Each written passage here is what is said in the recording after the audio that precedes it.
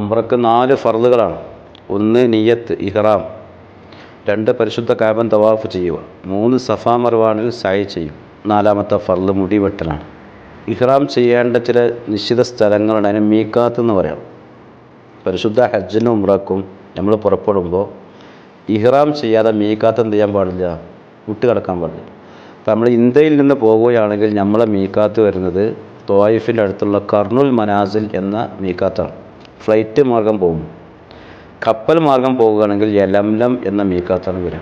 അങ്ങനെ പ്രവേശിച്ച് നമ്മൾ നേരെ മക്കത്തെത്തി റൂമിൽ ചെന്ന് ഫ്രഷായ ശേഷം ഉളുവൊക്കെ ചെയ്താണ് ഉംറയുടെ 2-മത്തെ ഫർളാവുന്ന തവാഫിന് വേണ്ടി കഅബയുടെ ചാരത്തേക്ക് നീങ്ങും.